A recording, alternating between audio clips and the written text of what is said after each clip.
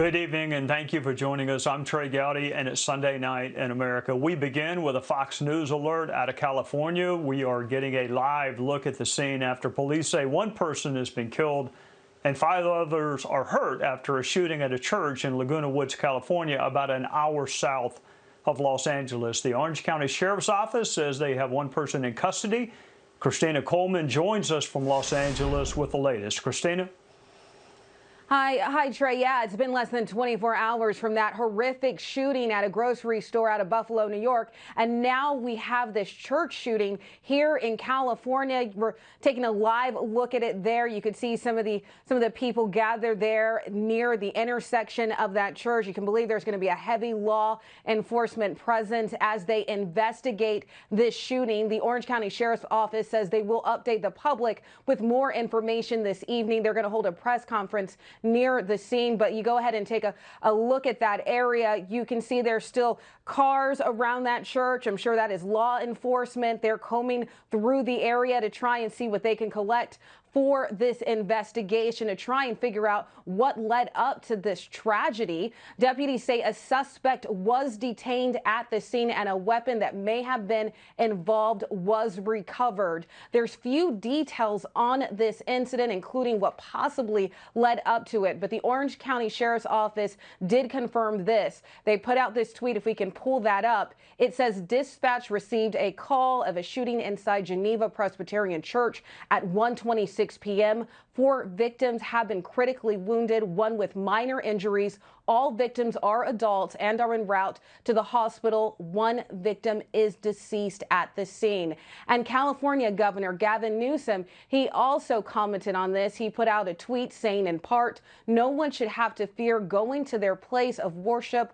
Our thoughts are with the victims, community, and all those impacted by this tragic event. And so, again, we're waiting for more details on this. Who was this person that they detained? Who was this suspect? Were they a member of this church? Were they known to the community? Did they just happen to know somebody who attended the church? Were they known to law enforcement? A lot of questions there, and hopefully we'll get some answers at this press conference. But again, a recap here. One person has died. They were pronounced dead at the scene.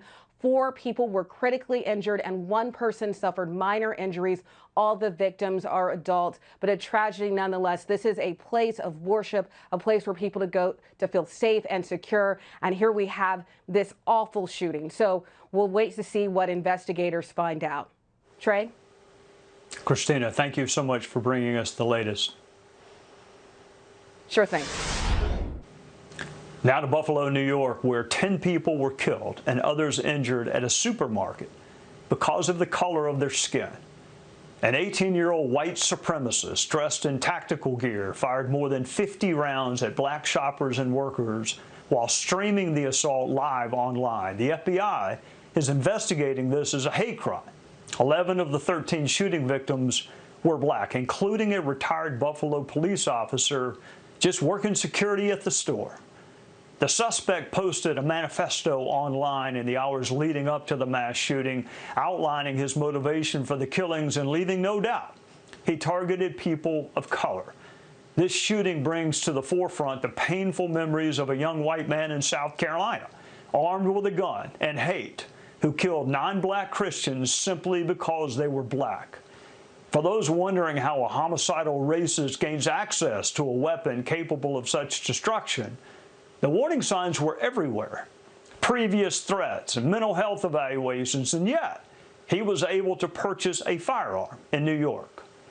Cops and prosecutors will have to provide the legal answers, but many of our questions are not legal. They're deeper than that. Questions of why. Why people simply shopping and working are now dead. How someone can carry this much hate. Who could possibly hurt another person simply because of the color of their skin? Those are spiritual questions, and those remain long after the investigation and prosecution have ended.